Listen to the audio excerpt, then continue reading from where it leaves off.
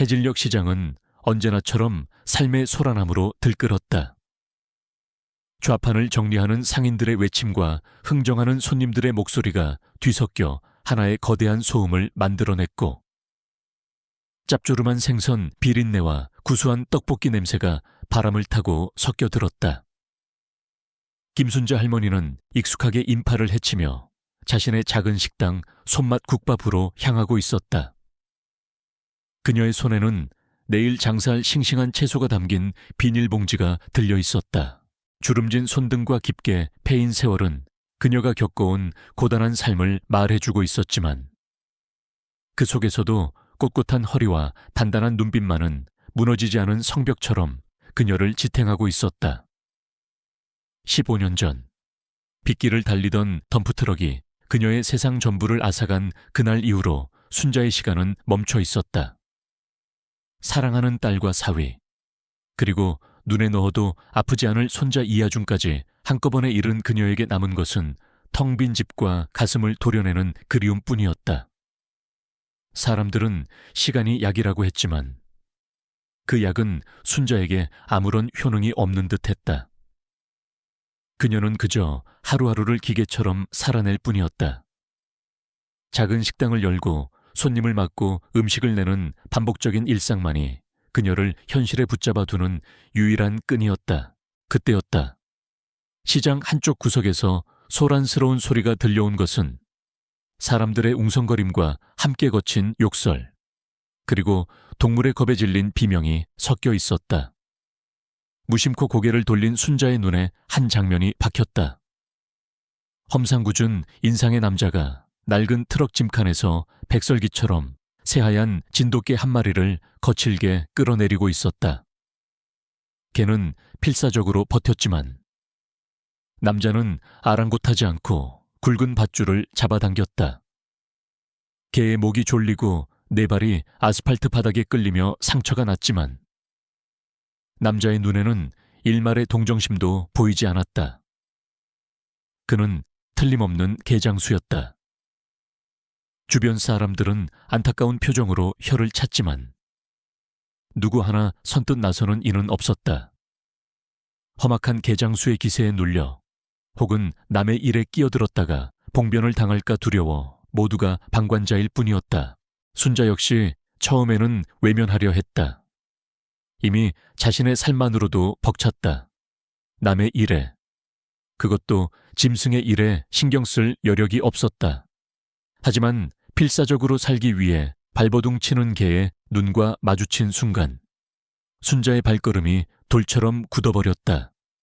공포와 절망, 그리고 희미한 살려달라는 애원이 담긴 그 눈빛 속에서 순자는 15년 전 속수무책으로 모든 것을 잃어야 했던 자신의 무력함을 보았다. 나지막한 혼잣말이 입술 사이로 새어나왔다. 민준아, 무엇이 그녀를 움직였을까? 죽은 딸이 생전의 동물을 유난히 사랑했던 기억 때문이었을까? 아니면 연약한 존재가 무자비한 폭력 앞에 세우러져 가는 것을 더는 지켜볼 수 없다는 인간 본연의 연민 때문이었을까? 이유를 생각할 겨를도 없이 순자의 몸은 이미 개장수를 향해 움직이고 있었다. 여보시오. 순자의 목소리는 크지 않았지만 소란 속에서도 이상하리만치 명료하게 울렸다. 개장수가 신경질적으로 돌아보았다. 남루한 행색에 늙은 여인이 자신을 부르자 그의 얼굴에 노골적인 귀찮음이 스쳤다. 뭐여 할망구는 또 왜? 그게 나한테 파시오. 순자의 말에 개장수는 물론이고 주변에서 구경하던 사람들까지 모두 놀란 눈으로 그녀를 쳐다보았다. 개장수는 어이가 없다는 듯 콧방귀를 뀌었다. 해어, 할망구가 노망이 났나? 이게 어떤 갠지 알고 하는 소리야. 아주 실한 놈이라 비싸. 할망구 주머니 사정으로는 어림도 없을 텐데. 그는 조롱하듯 말을 내뱉으며 다시 개를 끌어당겼다. 개가 고통스러운 비명을 질렀다. 순자는 흔들리지 않았다. 그녀는 묵묵히 앞으로 한 걸음 더 다가섰다. 얼마여? 그 단호한 물음에 개장수의 눈이 가늘어졌다. 그는 이 늙은 여인이 장난을 치는 게 아님을 직감했다. 그의 머릿속에서 빠르게 주판알이 튕겨졌다. 그는 일부러 터무니없는 가격을 부르기로 마음먹었다. 이참에 한몫 단단히 챙기고 귀찮은 할머니도 떼어낼 생각이었다. 50만 원, 한 푼도 못 깎아. 돈 없으면 당장 꺼지고. 그 말에 주변에서 웅성거리는 소리가 더 커졌다. 누가 봐도 바가지였다. 시장에서 거래되는 개의 시세를 뻔히 아는 사람들은 개장수의 악랄함에 혀를 내둘렀다. 저 돈이면 차라리 번듯한 애견샵에서 혈통 있는 강아지를 살 수도 있을 터였다. 모두가 순자가 포기하고 돌아설 것이라 생각했다. 하지만 그녀는 잠시의 망설임도 없이 품 안에서 꼬깃꼬깃한 봉투 하나를 꺼냈다. 식당 월세를 내기 위해 며칠 밤낮으로 잠을 줄여가며 마련해둔 돈이었다. 그녀는 봉투에서 지폐를 세어 남자에게 내밀었다. 그 모습에 개장수의 얼굴이 순간적으로 멍해졌다. 그는 정말 이 돈을 받을 줄은 몰랐다는 듯 순자와 돈다발을 번갈아 쳐다보았다. 여기 50만 원이요. 이제 그 개는 내 것이니 줄을 푸시오. 순자의 목소리에는 서리빨 같은 기운이 서려 있었다. 개장수는 침을 꿀꺽 삼키고는 마지못해 돈을 거칠게 낚아챘다. 그리고는 재수 없다는 듯 욕설을 중얼거리며 개의 목에 걸린 밧줄을 풀어 순자의 손에 던지듯 넘겨주었다. 에이, 빌어먹을 할망구 때문에 오늘 장사 다 망쳤네. 그는 트럭에 시동을 걸고 흙먼지를 일으키며 사라졌다. 소란이 끝나자 구경꾼들도 하나둘 흩어졌다. 순식간에 순자와 하얀 진돗개만 덩그러니 남았다. 순자는 천천히 무릎을 굽혀 개와 눈을 맞췄다. 개장수에게 그토록 격렬하게 저항하던 녀석은 놀랍게도 얌전해져 있었다. 녀석은 그저 맑고 깊은 눈으로 순자를 가만히 올려다볼 뿐이었다. 그 눈빛은 단순한 동물의 것이라고 하기에는 너무나 많은 것을 담고 있는 듯했다. 순자는 조심스럽게 손을 뻗어 녀석의 머리를 쓰다듬었다. 더러워진 털 아래로 따뜻한 온기가 전해져 왔다. 이제 괜찮다. 이제 아무도 널 해치지 않아. 그녀의 위로에 답이라도 하듯 걔는 순자의 손등을 혀로 핥았다. 거칠고 투박했지만 그 어떤 위로보다도 따뜻한 감촉이었다. 순자는 녀석의 새하얀 털과 위풍당당한 모습이 마치 백호를 닮았다 생각해 백호라는 이름을 지어주었다. 순자는 백호의 줄을 잡고 자신의 식당으로 발걸음을 옮겼다. 하지만 그 길 위에서 그녀의 인생이 다시 한번 기적처럼 움직이기 시작할 것이라는 것을 그녀는 아직 알지 못했다. 순자는 백호의 줄을 잡고 자신의 식당으로 향했다. 시장 골목을 벗어나 익숙한 풍경이 나타나자 그녀는 마음이 놓이는 것을 느꼈다.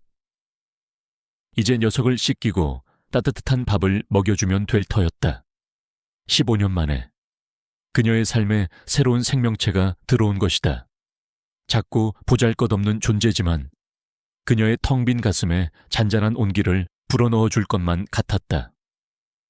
그녀의 삶이 다시 앞으로 나아가기 시작한 것은 이때부터였다. 하지만 백호는 순자가 생각한 대로 움직여주지 않았다. 그들의 목적지인 식당 골목 어귀에 있는 갈림길에 다다르자 백호는 갑자기 다른 쪽 길로 그녀를 잡아끌기 시작했다. 그곳은 그녀가 15년 전 이후로 단 한 번도 제 발로 가본 적 없는 딸과 사위의 가족이 살던 옛집으로 향하는 길이었다. 순자의 심장이 쿵 하고 내려앉았다. 그녀는 녀석의 목줄을 당기며 말했다. 이리 오너라. 백호야, 우리 집은 이쪽이 아니란다. 순자의 말에도 백호는 요지부동이었다. 오히려 더욱 강한 힘으로 그녀를 옛집 쪽으로 이끌었다. 그 힘은 단순한 고집이 아니라 마치 명확한 목적지를 알고 있는 듯한 확신에 차 있었다. 순자는 당황스러웠다. 방금 전까지만 해도 죽음의 공포에 떨던 동물이 어째서 이토록 강하게 낯선 길로 자신을 이끄는 것일까?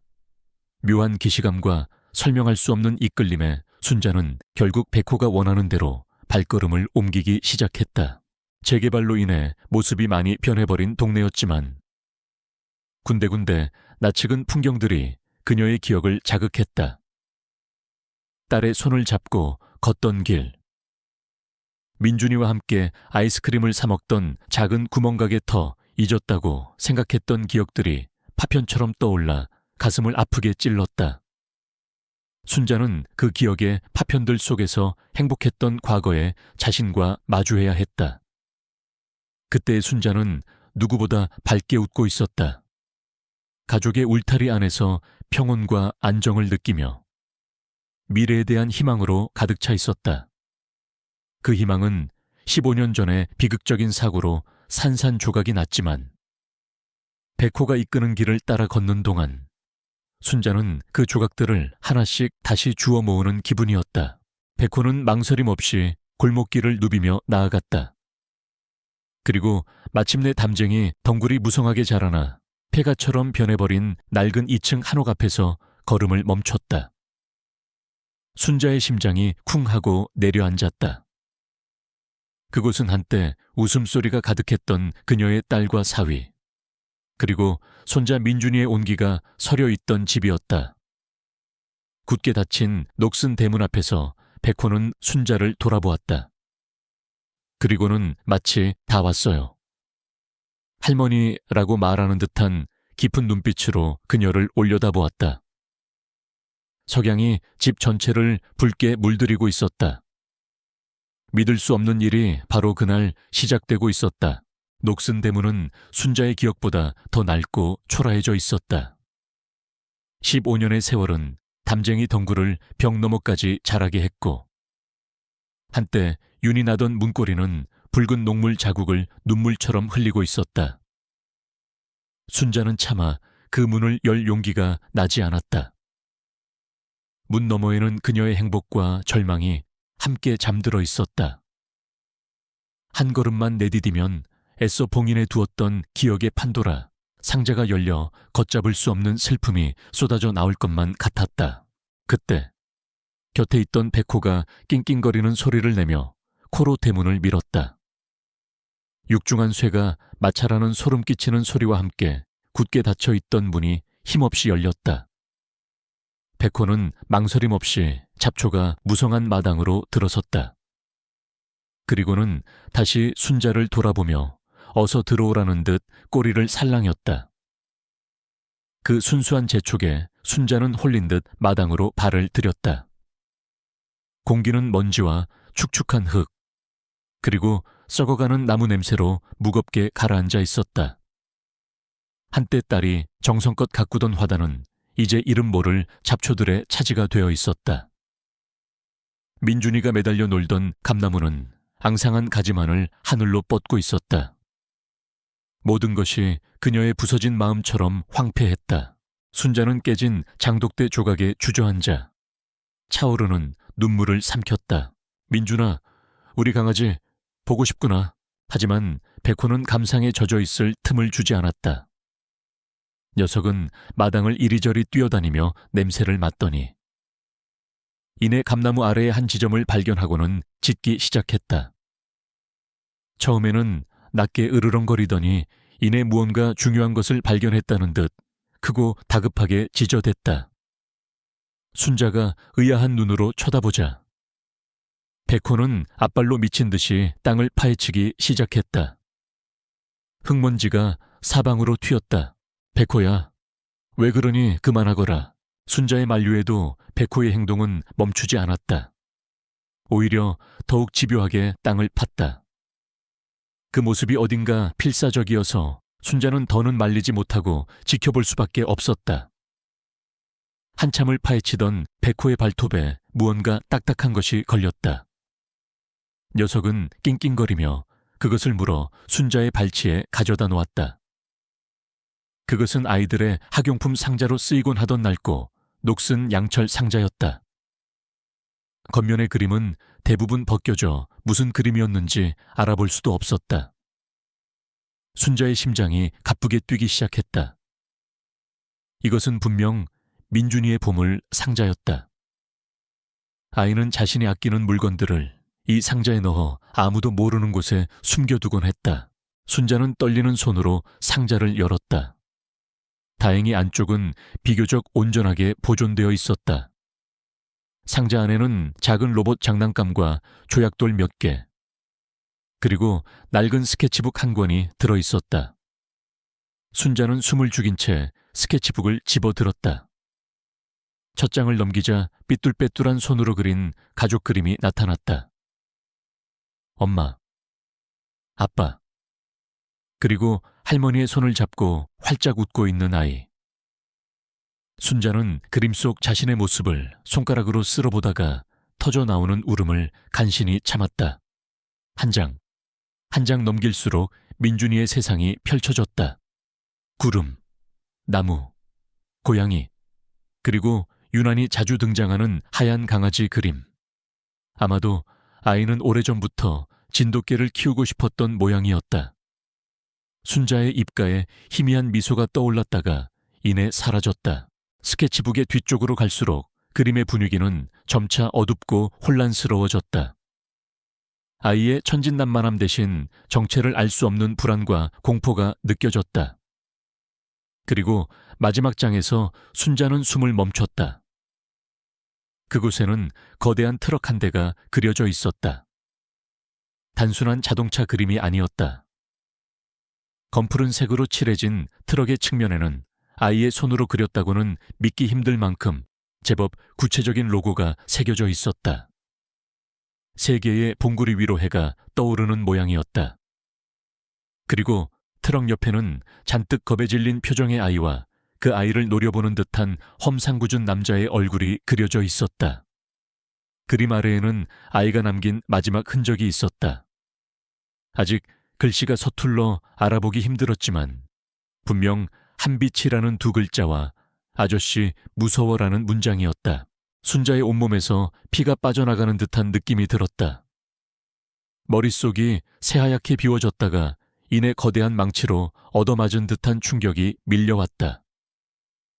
경찰의 공식 발표는 뺑소니 교통사고였다. 운전자를 특정할 수 없는 낡은 트럭이 빗길에 미끄러져 일가족을 덮쳤고 그대로 달아났다는 것이 사건의 결론이었다. 하지만 이 그림은 무엇을 말하고 있는가? 5살 배기 아이의 상상이라고 하기에는 너무나도 구체적이고 섬뜩했다. 한빛전설, 순자의 뇌리를 스치는 이름이 있었다. 국내 굴지의 건설회사. 당시에도 여러 구설에 오르내리던 거대 기업이었다. 설마 아닐 것이다. 애써 고개를 저었지만 의심의 씨앗은 한번 뿌려지자 걷잡을 수 없이 자라나기 시작했다. 어쩌면 그날의 사고는 단순한 사고가 아니었을지도 모른다. 순자는 양철 상자를 품에 꼭 껴안았다. 이곳에 더 머무를 수 없었다. 그녀는 비틀거리는 걸음으로 폐가를 빠져나와 자신의 작은 식당으로 돌아왔다. 평온했던 그녀의 세계에 거대한 균열이 생겨나고 있었다. 다음날 식당 문이 거칠게 열리며 불청객이 닥쳤다. 어제 시장에서 만났던 개장수였다. 그는 술에 취해 얼굴이 벌겋게 달아올라 있었다. 어이, 할망구 4개 내놔. 그가 고래고래 소리를 지르자 식사를 하던 몇 안 되는 손님들의 시선이 모두 그에게로 쏠렸다. 순자는 애써 침착하게 그를 맞았다. 돈은 어제 다 치르지 않았소. 백호는 이제 4개요. 시끄러 그까짓 푼돈으로 어림도 없지. 원래 더 비싸게 팔 수 있었는데 할망구 때문에 다 망쳤어. 당장 내놓지 않으면 이 가게를 다 때려 부술 줄 알아. 그는 행패를 부리기 시작했다. 테이블을 발로 차고 손님들을 향해 욕설을 퍼부었다. 그의 목적은 돈이 아니었다. 그는 그저 자신의 자존심을 긁은 늙은 여자에게 화풀이를 하고 싶을 뿐이었다. 순자가 어찌할 바를 모르고 굳어 있을 때였다. 가게 한구석에서 조용히 엎드려 있던 백호가 벌떡 일어났다. 녀석의 목에서 낮고 위협적인 으르렁거림이 새어나왔다. 온몸의 털을 곤두쓴 채 백호는 순자의 앞을 막아서며 개장수를 노려보았다. 그 눈빛에는 조금의 두려움도 없었다. 오직 자신의 주인을 지키겠다는 굳은 결의와 선을 넘으면 당장이라도 물어뜯어 버리겠다는 서늘한 경고만이 담겨 있었다. 개장수는 술기운에도 불구하고 순간 움찔했다. 어제 밧줄에 묶여 벌벌 떨던 개와는 전혀 다른 모습이었다. 야생의 맹수와 마주한 듯한 위협감에 그는 저도 모르게 뒷걸음질 쳤다. 뭐야, 저 개새끼가 그만하고 돌아가시오. 한 번만 더 내 가게와 내 개에게 손대려 하면 그때는 나도 가만히 있지 않을 거요. 순자의 차분하지만 단호한 목소리가 그의 등 뒤에 비수처럼 박혔다. 개장수는 겁을 먹으면서도 자존심은 상했는지 문을 나서며 악에 바친 소리를 질렀다. 두고 봐 이 할망구야, 너랑 그 빌어먹을게 둘 다 후회하게 만들어줄 테니. 그는 침을 뱉고는 비틀거리며 사라졌다. 손님들은 순자의 눈치를 보며 서둘러 자리를 떴고 식당에는 다시 정적만이 남았다. 순자는 여전히 경계를 풀지 않고 있는 백호의 등을 부드럽게 쓰다듬어 주었다. 작게 떨리는 몸이 안쓰러웠다. 그녀의 눈길은 방 한쪽에 숨겨둔 양철 상자로 향했다. 개장수의 협박은 오히려 그녀의 마음에 불을 질렀다. 이제 이것은 단순히 15년 전의 비극을 슬퍼하는 일이 아니었다. 아들의 마지막 외침이 담긴 진실을 파헤치기 위한 싸움의 시작이었다. 그녀는 더 이상 혼자가 아니었다. 곁에는 기적처럼 나타나 진실의 문을 열어준 충직한 백호가 있었다. 개장수의 소란이 있고 난 며칠 뒤 순자는 결심을 굳혔다. 슬픔에 잠겨 세월을 흘려보내는 대신 이제는 직접 진실의 조각을 맞추기로 했다. 그녀의 싸움은 거창하지 않았다. 동네 도서관 구석에 있는 공공 컴퓨터 앞에 앉아 더듬거리는 손길로 자판을 두드리는 것으로 시작되었다. 젊은 시절 공장에서 일하느라, 결혼 후에는 가정을 돌보느라, 그리고 15년 동안은 슬픔에 잠겨 있느라 컴퓨터와는 담을 쌓고 지낸 그녀였다. 하지만 손자의 마지막 흔적을 위해서라면 못할 것이 없었다. 한빛, 산 위로 해가 뜨는 모양. 순자는 스케치북의 그림을 필사적으로 기억해내며 검색창에 단어를 조합해 넣었다. 몇 번의 실패 끝에 마침내 익숙한 로고가 화면에 나타났다. 대한민국 건설업계를 주무르는 거대 기업, 한빛건설이었다. 홈페이지에 실린 회사의 연혁과 화려한 실적들은 그녀가 사는 초라한 현실과는 너무나도 다른 세상의 이야기였다. 그리고 그 정점에는 호랑이 같은 눈매와 서늘한 미소를 가진 최만식 회장이 있었다. 그의 사진을 보는 순간 순자는 스케치북 속 무서운 아저씨의 얼굴과 겹쳐 보이는 환영에 몸을 떨었다. 같은 시각 서울의 중심부에 우뚝 솟은 한빛건설 본사 회장실. 최만식 회장은 방금 보고를 마친 부장의 멱살을 잡고 있었다. 이따위 보고서를 나한테 결제받으러 가져와. 내 눈에는 이게 돈으로 보여. 쓰레기로 보여. 죄송합니다. 회장님, 내 월급이 어디서 나오는 줄 알아.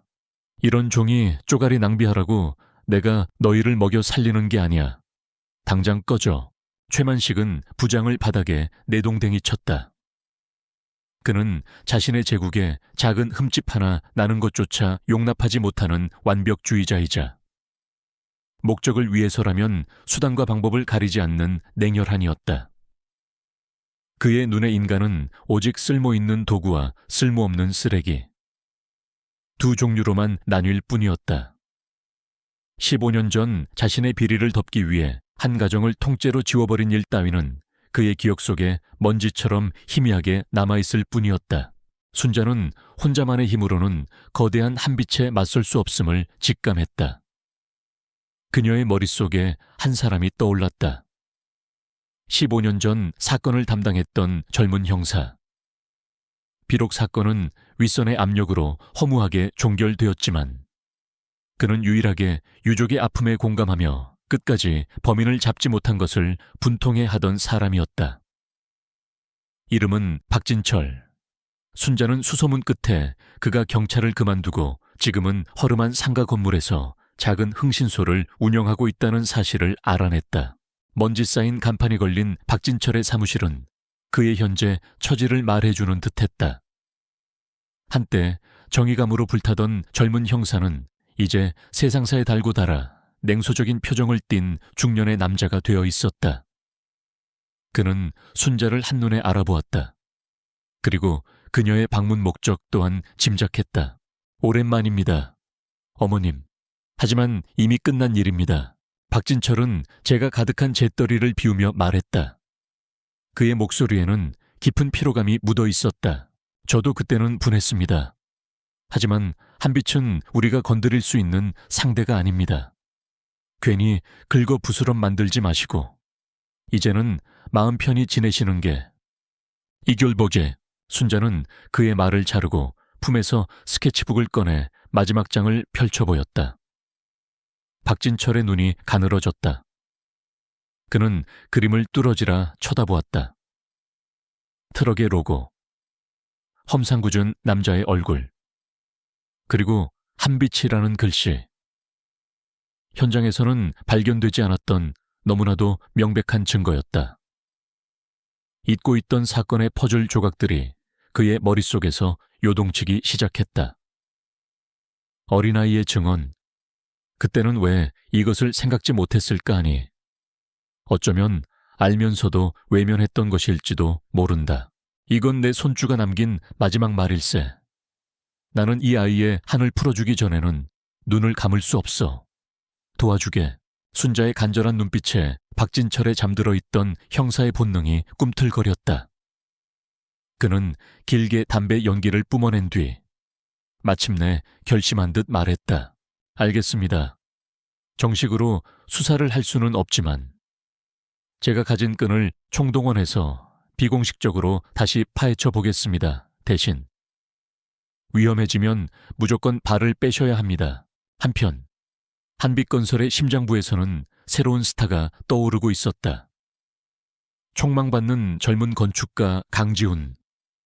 그는 한대호 회장 앞에서 직접 자신의 새로운 프로젝트 설계안을 발표하고 있었다.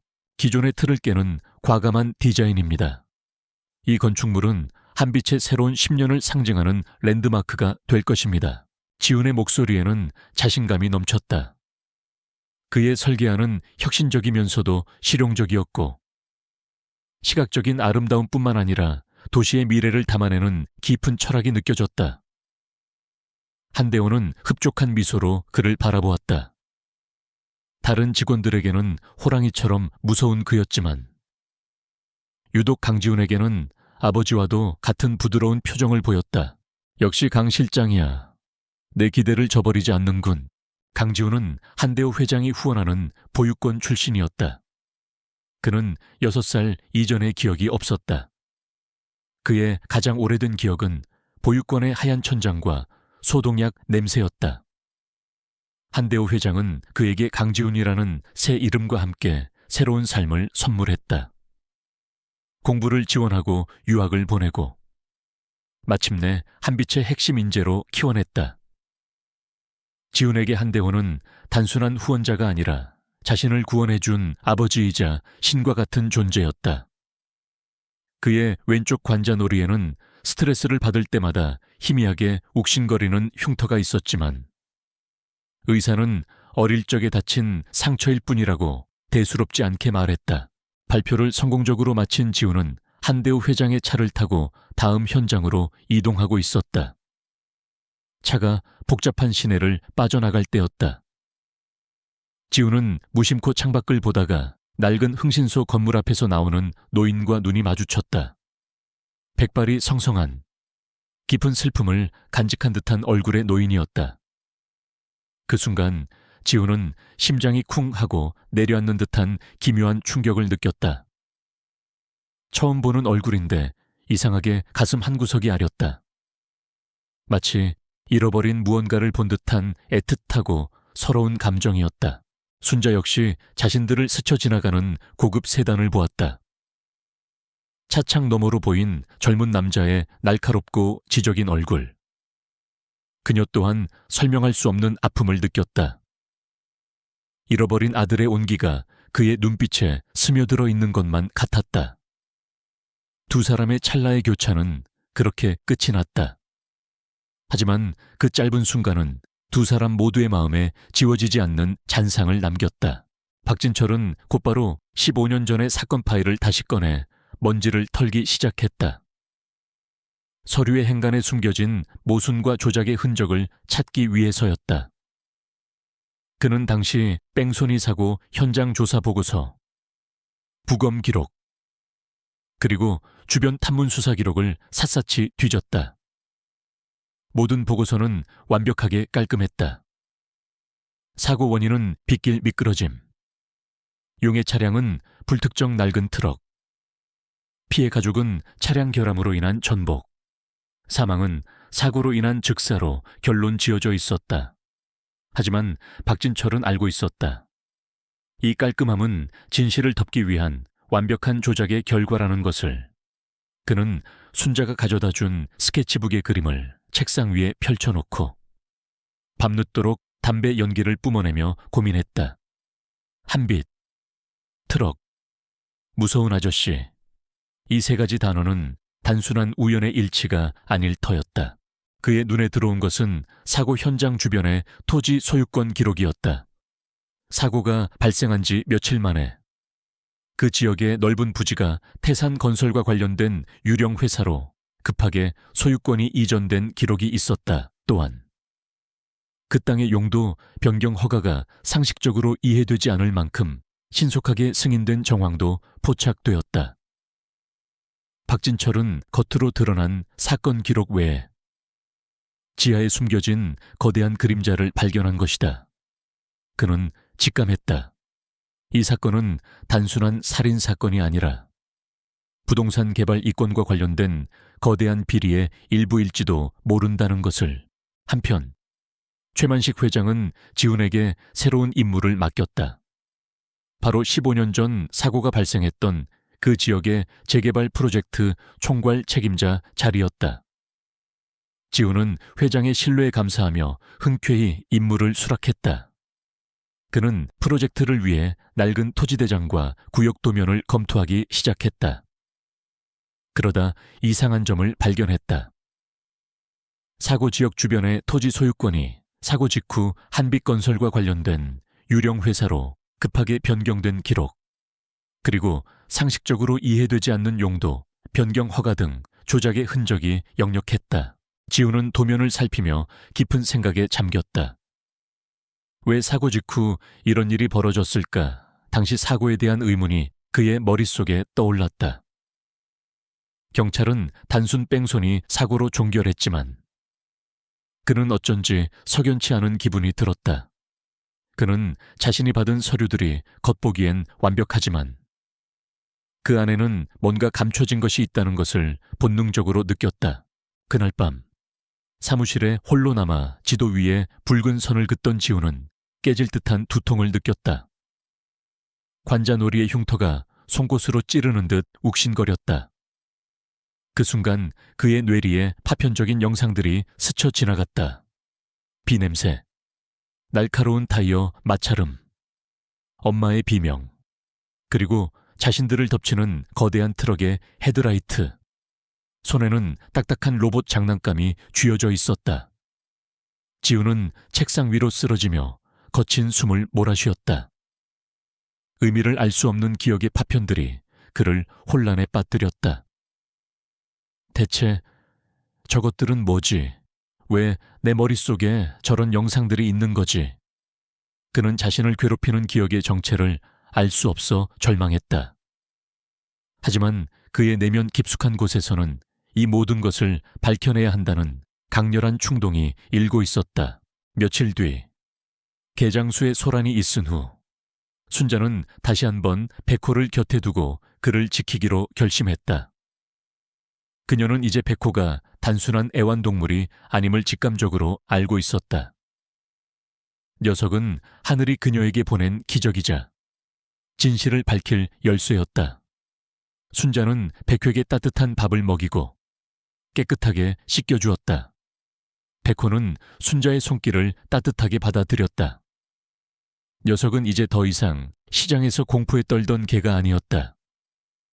녀석은 자신의 주인을 찾았고 그 주인을 지키기 위해 기꺼이 자신을 내던질 준비가 되어 있는 충직한 동반자였다. 순자는 백호의 등을 쓰다듬으며 조용히 속삭였다. 백호야, 고맙다. 네가 아니었다면 난 영원히 이 진실을 몰랐을 거야. 백호는 순자의 말에 답하듯 꼬리를 흔들며 그녀의 무릎에 머리를 기댔다. 어두운 그림자가 그녀의 삶을 덮치고 있었지만 순자는 이제 두렵지 않았다. 곁에는 백호가 있었고 박진철이라는 든든한 아군이 있었다. 그녀는 알지 못했다. 운명이 그녀의 곁에 한 사람을 더 보내어 이 모든 비극의 조각들을 맞춰주리라는 것을. 거대한 거인은 아직 자신의 발밑에서 시작된 작은 균열을 알지 못했고 비밀의 열쇠를 쥔 아이는 거짓된 삶 위에서 위태로운 성공을 쌓아 올리고 있었다. 이제 막 거대한 비극에 서막이 오르고 있었다. 박진철은 며칠간의 끈질긴 추적 끝에 마침내 결정적인 실마리를 찾아냈다. 당시 한빛건설의 하청업체에서 근무했던 직원의 행방을 알아낸 것이다.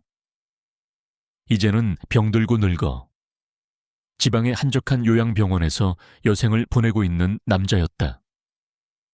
박진철은 즉시 그의 주소지를 파악하고 곧장 그를 찾아갔다. 그의 마음은 긴장과 기대감으로 가득 차 있었다.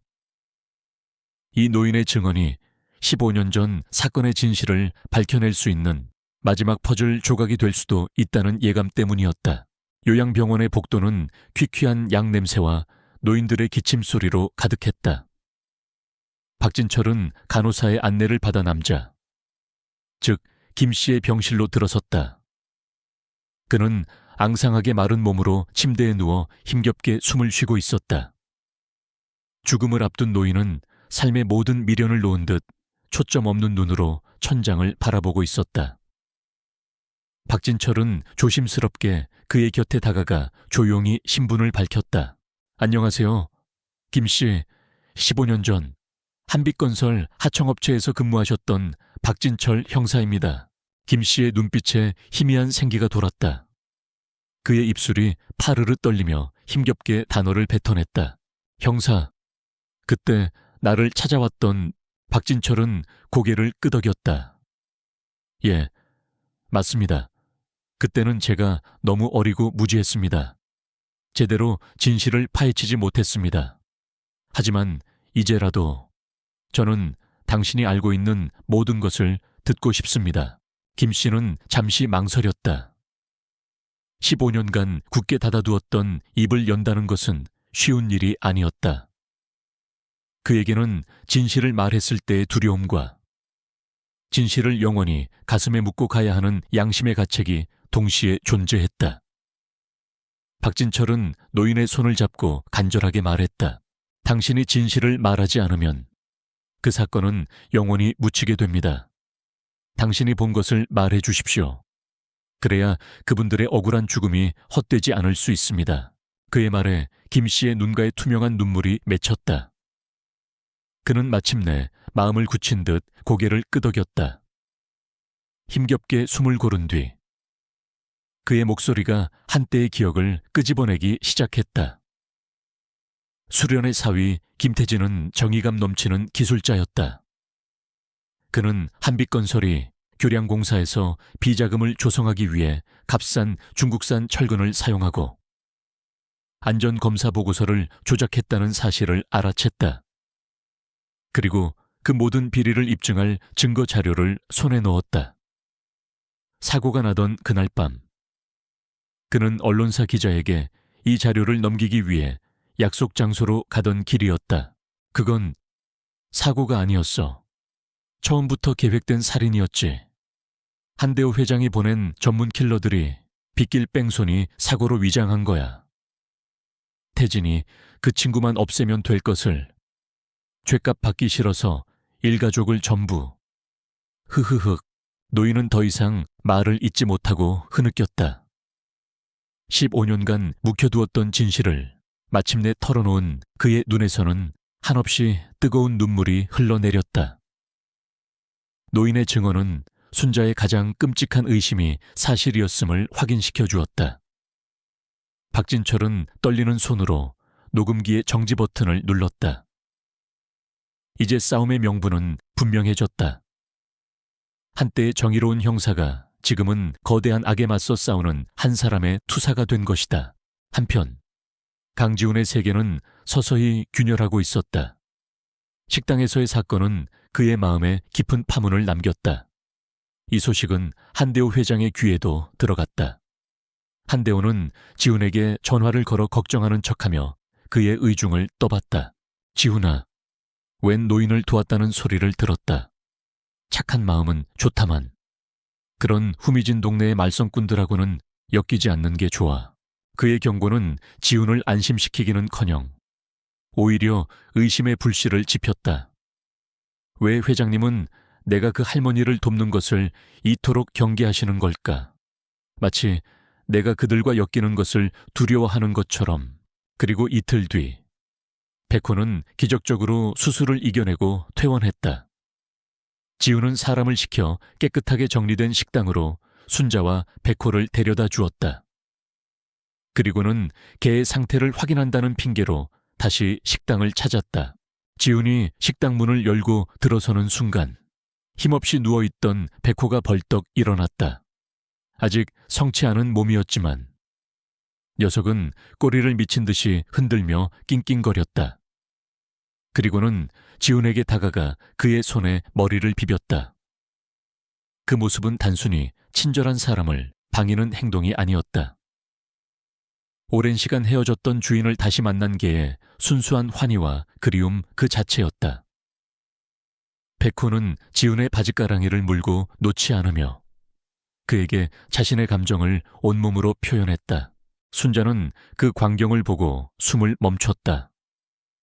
처음 만난 날부터 이상했던 백호의 행동들, 자신을 옛집으로 이끌었던 일, 양철 상자를 찾아낸 일, 그리고 지금 지훈을 향한 저 반가움까지 모든 조각이 하나의 그림으로 맞춰지고 있었다. 그녀의 시선은 백회서 지훈에게로 옮겨갔다. 그녀는 처음으로 그를 제대로 마주보았다. 희미한 흉터가 있는 관자놀이, 아련하게 남아있는 딸의 얼굴, 윤곽, 순자의 머릿속에 양철 상자 속 로봇 장난감이 떠올랐다. 그녀는 15년의 희망과 고통을 담아 떨리는 목소리로 물었다. 혹시 어릴 때 벡터맨 로봇 장난감을 아주 좋아하지 않았나요? 그 질문은 공기 중에 무겁게 떠 있었다. 지훈은 얼어붙었다. 벡터맨, 며칠 전 그를 쓰러지게 했던 고통스러운 기억의 파편 속에서 자신이 꽉 쥐고 있던 바로 그 로봇의 이름이었다. 그는 충격과 혼란에 휩싸인 눈으로 눈물을 글썽이며 자신을 바라보는 노파를 마주볼 뿐이었다. 양쪽에서 다가오던 진실이 마침내 충돌의 순간을 맞이하고 있었다. 한쪽은 피로 얼룩진 과거의 증언이었고 다른 한쪽은 잊혀졌던 기억의 퍼즐 조각이었다. 그리고 그 둘의 중심에는 백호라는 이름의 진돗개가 있었다. 이 모든 것이 우연이라고 하기에는 너무나도 기적 같은 일이었다. 맥조만 강지훈의 입술에서 그 이름이 터져 나온 순간 순자의 질문은 더 이상 단순한 물음이 아니었다. 그것은 15년간 굳게 닫혀있던 기억의 벽을 부수는 망치였다. 익숙한 두통이 다시 밀려왔지만 이번에는 파편적인 영상들이 아니었다. 모든 것이 제자리를 찾아가며 하나의 완성된 그림을 그리기 시작했다. 빗방울 냄새, 날카로운 타이어 마찰음, 엄마의 비명, 그리고 그들을 덮치는 거대한 트럭의 헤드라이트. 모든 장면이 생생하게 되살아났다. 그는 뒷걸음질 치며 머리를 감싸 쥐었다. 혼란 속에서 그는 더 이상 한빛건설에 촉망받는 건축가 강지훈이 아니었다. 그는 15년 전 비극적인 교통사고에서 유일하게 살아남은 아이, 이민준이었다. 진실은 잔인하게 그 모습을 드러냈다.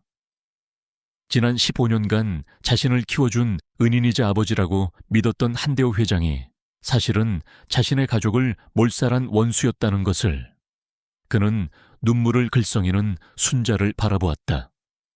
그녀는 낯선 노파가 아니라 어린 시절 다정하게 자신을 민준아라고 부르던 그의 하나뿐인 할머니였다. 가슴 속에서 치밀어 오르는 분노를 억누르며 그는 이 모든 것을 끝내기 위해 한대호 회장의 사무실로 향했다. 한빛건설 본사. 회장실 문은 그의 분노를 막지 못했다. 민주는 문을 박차고 들어가 한대호 회장에게 15년 전의 사건과 자신의 진짜 정체, 그리고 순재에 대해 격렬하게 따져 물었다. 한대호는 순간 당황했지만 이내 냉정한 표정을 되찾았다. 그는 민준을 조용히 앉히고는 교묘하게 조작된 거짓말을 늘어놓기 시작했다. 내 아버지, 김태진은 한빛건설의 비자금을 횡령하고 회사를 배신하려 했단다. 나는 그런 더러운 가족에게서 너를 구원하고 강지훈이라는 새 이름과 함께 새로운 삶을 선물한 것이다. 어리석은 노파의 말에 현혹되지 마라. 한대호의 능숙한 거짓말은 민준을 깊은 혼란에 빠뜨렸다. 그는 자신을 키워준 은인을 믿고 싶었다. 하지만 가슴속 깊은 곳에서 울려 퍼지는 내면의 목소리, 순자의 슬픔, 그리고 백호의 충직한 눈빛은 그에게 다른 진실을 말하고 있었다. 어린 시절의 기억 속 무서운 아저씨의 얼굴은 결코 자신을 구원한 자의 얼굴이 아니었다. 민준이 절규하듯 회장실을 뛰쳐나가자 한대호는 마침내 자신의 통제력을 잃었음을 깨달았다. 그는 차갑게 비서에게 명령했다. 당장 그 노파를 처리해. 놈이 진실을 알기 전에 모든 것을 끝내야 한다. 그가 고용한 계장수는 망설였다. 그는 돈 때문에 움직였을 뿐 살인자가 될 생각은 없었다. 한대호의 눈빛에서 인간이 아닌 악마를 보았다. 같은 시각 박진철은 마침내 결정적인 증거를 손에 넣었다. 한빛건설의 비리를 폭로하려다 15년 전 목숨을 잃은 김태진 기술자의 동료였던 은퇴한 한빛건설 직원이 병실에서 모든 것을 털어놓은 것이다. 그는 한대호 회장이 15년 전 김태진이 비리를 폭로하려 하자 그를 살해하기 위해 뺑소니 사고로 위장했다는 것을 증언했다. 박진철은 떨리는 손으로 녹음기를 들고 곧바로 검찰로 향했다. 그는 모든 증거를 제출하며 한빛건설의 비리와 한대호의 살인교사 혐의를 고발했다. 15년 만에 마침내 정의의 심판이 시작된 것이다. 모든 것이 파국으로 치닫고 있었다. 민주는 자신의 삶을 뒤흔든 진실을 마주한 채 이제는 한대호의 먹잇감이 된 순자를 구해야 했다. 그는 박진철에게 도움을 요청했지만 이미 사건이 커져 경찰이 개입하기 시작한 상황에서 박진철은 그에게 직접 나서는 것을 말렸다. 하지만 민주는 기다릴 수 없었다. 그는 홀로 백호를 데리고 한대호의 부하들이 순자를 납치해 간 것으로 추정되는 한빛건설 소유의 폐공장으로 향했다. 폐공장 안, 순자는 기둥에 묶여 있었다. 그녀의 눈앞에는 한대호와 그의 부하들, 그리고 계장수가 서 있었다. 한대호는 차갑게 명령했다. 저 노파부터 처리해. 계장수는 잠시 망설였다. 그의 눈빛은 흔들리고 있었다. 폐공장 안은 냉기가 가득했다. 낡은 철골 구조물과 깨진 유리창 사이로 스며드는 바람소리는 마치 유령의 울음처럼 음산하게 울려 퍼졌다. 순자는 차가운 기둥에 몸이 묶인 채 한대호의 싸늘한 시선을 마주했다. 15년 만에 만난 원수는 여전히 잔인하고 냉정했다. 그의 얼굴에서는 일말의 죄책감이나 연민조차 찾아볼 수 없었다. 그저 자신의 계획을 방해하는 귀찮은 존재를 마주한 듯한 짜증만이 서려 있을 뿐이었다. 노파 주제에 감히 내 앞길을 막아 네가 살고 싶다면 지금이라도 이민준이 어디 있는지 불어라. 그럼 곱게 보내주마. 한대호의 위협에도 순자는 흔들리지 않았다. 그녀는 고개를 들고 똑바로 그를 노려보았다. 우리 민준이가 이 세상에 살아있는 한 당신은 결코 편히 잠들지 못할 것이오. 천벌을 받을 것이야. 순자의 단호한 외침에 한대호의 얼굴이 일그러졌다. 그는 인상을 찌푸리며 부하들에게 명령했다. 당장 저 입을 틀어막아. 그리고 바로 그때였다. 폐공장 입구에서 거친 타이어, 마찰음과 함께 차 한 대가 멈춰 섰다. 문이 열리고 차가운 밤 공기를 뚫고 민준의 형체가 나타났다. 그의 뒤에는 백호가 있었다. 민준의 눈은 분노로 이글거렸고 백호의 목에서는 위협적인 으르렁거림이 터져나왔다. 백호는 민준을 향해 꼬리를 흔들며 그가 한대호 일당에게 다가가려 하자 그의 다리를 물고 막아섰다. 이민준, 네가 왜 여기에 감히 내 명령을 거역하고 이곳에 온 이유가 뭐냐? 한대호의 목소리는 분노로 떨렸지만 그 속에는 예상치 못한 상황에 대한 불안감이 담겨 있었다.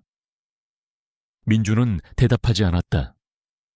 그는 오직 기둥에 묶여있는 순자에게로 시선을 고정했다. 하모니, 민준의 입술에서 떨리는 목소리가 터져 나왔다.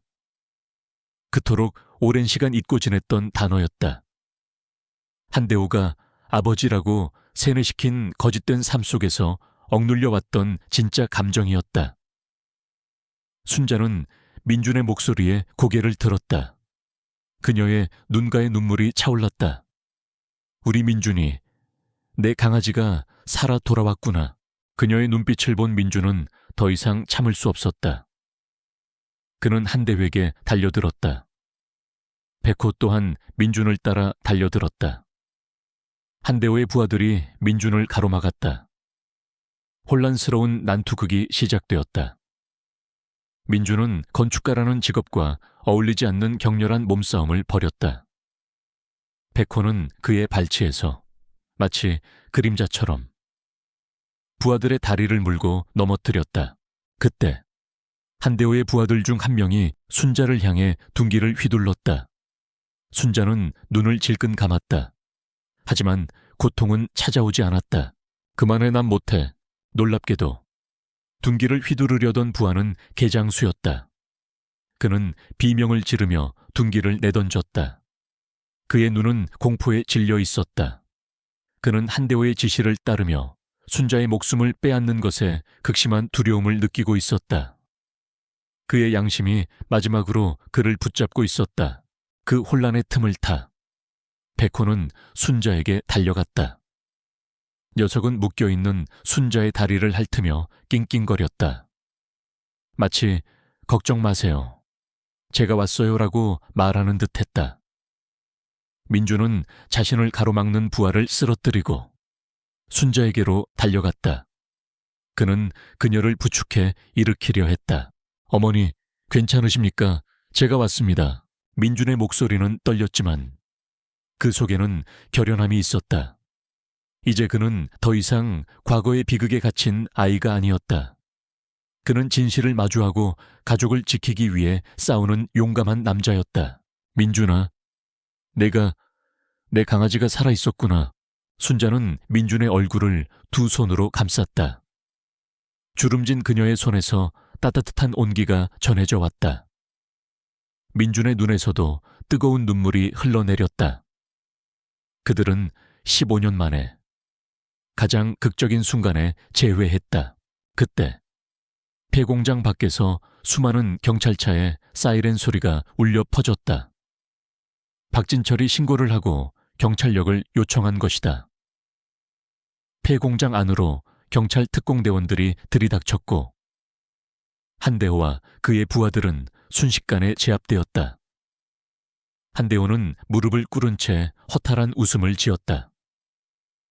그의 제국은 그렇게 한순간에 무너졌다. 그는 체념한 듯 순자와 민준을 번갈아 쳐다보았다. 그러나 민준은 더 이상 그를 보지 않았다. 그의 눈에는 오직 잃어버렸던 할머니 순자만이 들어있었다. 민준은 떨리는 손으로 순자의 몸에 묶인 밧줄을 풀었다. 차갑고 거친 밧줄이 풀리자 순자는 힘없이 민준의 품에 쓰러졌다. 민준은 그녀를 꽉 끌어안았다. 15년이라는 길고 긴 세월이 녹아내리는 순간이었다. 순자는 민준의 따뜻한 천을 느끼며 흐느꼈다. 그녀의 눈에서는 기쁨과 슬픔, 안도감과 고통이 뒤섞인 뜨거운 눈물이 봇물처럼 쏟아져 내렸다. 민준아, 정말 우리 민준이가 살아있었구나. 할머니가 미안하다. 미안해. 아니에요. 할머니, 제가 늦게 와서 죄송해요. 이제 괜찮아요. 제가 왔어요. 민준은 순자의 주름진 손을 잡고 눈물을 닦아주었다. 그의 목소리는 울먹였지만 더 이상 흔들리지 않았다. 그는 오랫동안 잃어버렸던 자신의 정체성을 되찾았고 그 정체성은 이제 흔들리지 않는 뿌리가 되어 그를 지탱하고 있었다. 백호는 그들의 발치에 엎드려 낑낑거렸다. 녀석의 맑은 눈에는 안도감이 가득했다. 민준은 백호의 머리를 쓰다듬으며 조용히 속삭였다. 고맙다. 백호야, 정말 고맙다. 그들의 눈빛은 말없이 서로에게 깊은 감사를 전하고 있었다. 한대호는 경찰들에게 양팔이 붙잡힌 채 그들의 모습을 지켜보았다. 그의 얼굴에는 더 이상 오만한 미소나 분노가 아닌 깊은 허탈함과 공허함이 서려 있었다. 자신이 15년간 공들여 조작하고 지배해온 모든 것이 눈앞에서 무너지는 것을 목격하는 순간이었다. 그의 완벽한 계획에 유일한 구멍을 낸 것은 그가 철저히 짓밟았다고 생각했던 어린아이의 순수한 기억과 한낱개 한 마리의 충성심이었다. 그는 그 두 존재가 자신의 거대한 제국을 무너뜨릴 수 있다는 것을 상상조차 하지 못했다. 경찰 조사는 빠르게 진행되었다. 박진철이 제출한 증거 자료와 증언, 그리고 개장수의 자백은 한대호의 모든 범죄를 입증하기에 충분했다. 개장수는 마지못해 범행에 가담했지만 마지막 순간 양심에 따라 순자를 해치지 않은 것이 정상 참작되어 감형을 받게 되었다. 이 사건은 대한민국을 뒤흔들었다. 한때 존경받는 기업가였던 한대호 회장의 추악한 민낯이 세상에 드러났다. 한빛건설은 주가가 폭락하고 모든 프로젝트가 중단되었다. 언론은 연일 이 사건을 대대적으로 보도하며 거대 권력의 부패와 비리를 맹렬히 비판했다. 모든 것이 끝나고 민주는 순자와 함께 조용히 요양원에 머물렀다. 한대호라는 거대한 그림자가 사라졌지만 민준의 마음속에는 또 다른 그림자가 남아있었다. 자신을 키워준 사람이 가족을 죽인 원수라는 충격적인 사실은 그의 정신을 갉아먹었다.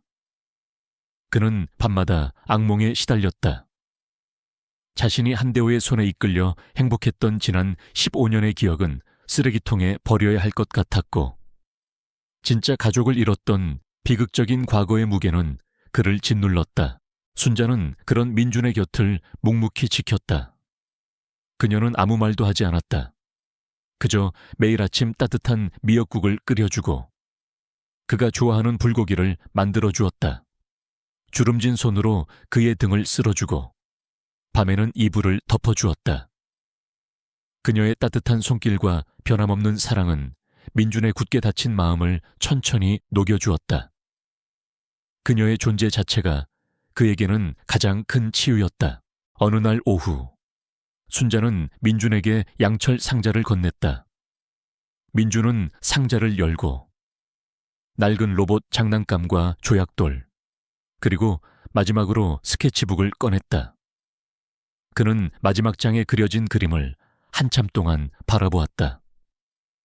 그 그림 속의 아이는 더 이상 두렵고 무력한 존재가 아니었다. 그는 용감하게 진실을 마주하고 자신에게 새로운 삶을 선물한 할머니를 구했다. 민주는 마침내 눈물을 흘렸다. 그것은 슬픔의 눈물이 아니었다. 그것은 치유와 해방의 눈물이었다. 그는 더 이상 과거에 갇히지 않았다. 그는 과거의 아픔을 인정하고 그 아픔 위에서 새로운 삶을 시작할 준비가 되었다. 며칠 뒤 민주는 순자의 손을 잡고 부모님의 납골당을 찾았다. 하얗게 빛나는 위파이 앞에서 민주는 조용히 무릎을 꿇었다. 엄마, 아빠, 민준이 왔어요. 이제야 왔습니다. 죄송해요. 너무 늦어서. 그의 목소리는 떨렸지만 그 속에는 진심이 담겨 있었다. 그는 이제 더 이상 도망치지 않았다. 그는 자신의 과거를 온전히 받아들였다. 엄마, 아빠, 저는 이제 할머니와 함께 그리고 백호와 함께 새로운 삶을 시작하려고 해요. 아빠가 남겨준 정의로운 마음, 그리고 엄마가 주신 따뜻한 사랑, 절대 잊지 않을게요. 평안히 잠드세요. 민주는 고개를 숙여 인사했다. 그의 곁에서 순자도 조용히 눈물을 흘리며 합장했다. 백호는 그들의 다리 옆에 앉아 꼬리를 흔들었다. 길고 긴 어둠의 터널을 지나 그들은 마침내 서로를 찾고 진정한 가족이 되어 빛을 향해 나아가고 있었다. 사건의 전말이 세상에 알려진 후 법원의 판결은 신속하고 단호하게 내려졌다. 박진철이 제출한 증거, 병든 증인의 증언, 그리고 계장수의 결정적인 자백은 한대호가 저지른 살인과 각종 비리를 명백하게 입증했다. 한대호는 살인교사, 사기, 횡령, 그리고 수많은 부패 혐의로 종신형을 선고받았다. 그가 피와 거짓으로 쌓아 올린 한빛건설이라는 거대한 제국은 순식간에 모래성처럼 무너져 내렸다. 기업의 주가는 폭락했고 모든 프로젝트는 중단되었다. 한때 그의 권력에 아첨하던 사람들은 등을 돌렸고 언론은 연일 그의 몰락을 대대적으로 보도했다. 한대호의 몰락은 단순한 기업가의 몰락이 아니었다. 그것은 진실을 억누르려 했던 거대한 힘의 실패이자 75년이라는 긴 세월 끝에 마침내 찾아온 정의의 승리였다. 한편 민주는 새로운 삶을 살기 시작했다. 그는 한대호가 자신에게 지어준 강지훈이라는 이름과 삶을 완전히 버리고 자신의 본명인 이민준으로 돌아왔다.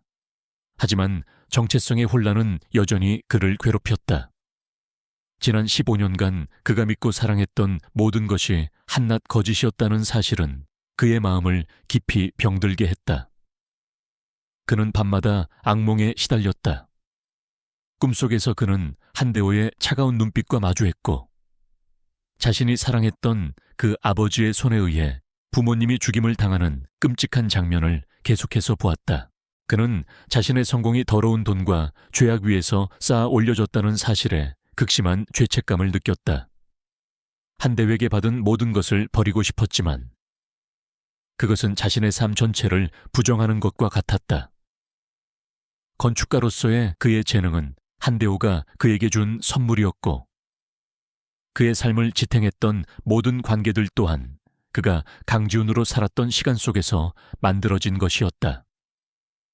그는 자신이 누구인지, 앞으로 어떻게 살아야 할지 알 수 없었다. 그의 마음은 텅 빈 공허감으로 가득 차 있었다. 하지만 민주는 더 이상 혼자가 아니었다. 그의 곁에는 항상 순자가 있었다. 순자는 민준이 힘들어하는 것을 알면서도 그를 재촉하거나 지나친 위로의 말을 건네지 않았다. 그녀는 그저 말없이 그가 좋아하는 음식을 만들어주고 그의 손을 잡고 조용히 밤길을 걸었다. 그녀의 투박한 손에는 15년의 세월이 새겨져 있었지만 그 따뜻한 온기는 민준의 굳게 닫힌 마음을 서서히 녹여주었다. 그녀의 헌신적인 사랑과 인내는 그에게 새로운 삶을 살아가야 할 이유를 제공했다. 순자의 사랑은 단순히 과거의 아픔을 치유하는 것을 넘어 민준에게 미래를 향한 새로운 희망을 심어주었다. 한대호라는 거대한 그림자에 가려져 있던 그의 재능과 순수한 열정이 서서히 빛을 발하기 시작했다. 그는 한대호 밑에서 일하며 얻은 경험과 기술을 긍정적인 방향으로 사용하기로 결심했다. 그의 머릿속에서는 단순히 건물을 짓는 것을 넘어 사람들에게 따뜻한 안식처를 제공하는 건축물들이 그려졌다. 그의 설계는 이웃을 위한 따뜻한 마음과 삶에 대한 깊은 이해를 담고 있었다. 어느 날, 순자는 민준에게 낡은 양철 상자를 건넸다. 민준은 상자를 열고 그 안에서 낡은 로봇 장난감과 함께 한 장의 사진을 발견했다. 15년 전, 그가 5살이던 시절, 부모님과 함께 찍은 가족 사진이었다. 사진 속 민준은 하얀 강아지를 품에 안고 환하게 웃고 있었다. 그는 사진 속 자신을 멍하니 바라보다가 옆에 있는 백호를 쓰다듬었다.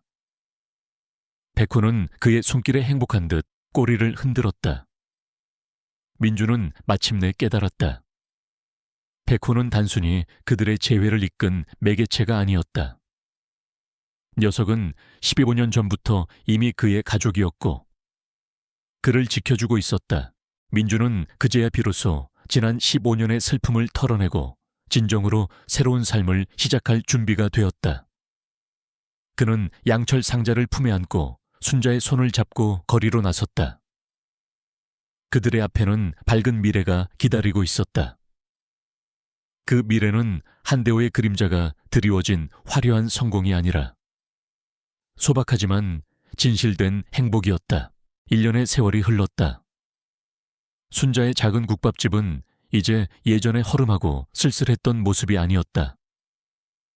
깔끔하게 수리된 내부는 정갈하고 아늑한 분위기를 풍겼고 15년 만에 되찾은 행복 덕분인지 순자의 얼굴에는 항상 따뜻한 미소가 떠나지 않았다. 그녀의 국밥집은 이제 단순히 끼니를 해결하는 곳이 아니라 따뜻한 위로와 정을 나누는 동네 사랑방이 되어 있었다. 이민주는 자신의 재능을 세상의 이익을 위해 사용하기로 결심했다. 그는 한대호의 그림자가 드리워진 한빛건설을 떠나 자신의 이름을 내건 작은 건축 사무소를 열었다. 그의 첫 번째 프로젝트는 소외된 이웃을 위한 저렴하고 안전한 주택을 설계하는 것이었다. 한대호 밑에서 배웠던 거대하고 화려한 건축 기술은 이제 소박하지만 따뜻한 사람들을 위한 공간을 만드는 데 쓰였다. 그의 두 번째 프로젝트는 유기동물 보호소를 짓는 일이었다. 이 모든 것은 백획에서 시작된 사랑과 배움의 결과였다. 백호는 더 이상 공포에 떨던 유기견이 아니었다. 녀석은 순자의 국밥집 마스코트이자 이민준의 든든한 동반자였다. 백호는 민준이 진행하는 유기동물 보호소 공사 현장에서 명예감독관 역할을 맡아 민준의 곁을 지켰다. 녀석의 하얀 털은 빛나는 순수함으로 가득했고 그 맑은 눈빛은 그들의 곁에서 삶의 새로운 희망을 이야기하고 있었다. 어느 맑은 오후, 세 사람은 국밥집 앞 작은 마루에 앉아 있었다. 민준은 순자에게 자신이 직접 설계한 집에 도면을 건넸다. 할머니, 저희 여기서 함께 살아요. 1층은 할머니 국밥집으로 계속 사용하고 2층은 할머니와 제 방, 그리고 작은 서재로 꾸몄어요. 마당에는 백호를 위한 아주 멋진 집도 지을 거고요. 순자는 도면을 한참 동안 바라보았다.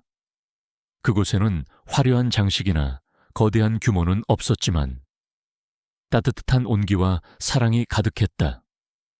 그녀의 눈가에 다시 눈물이 맺혔다.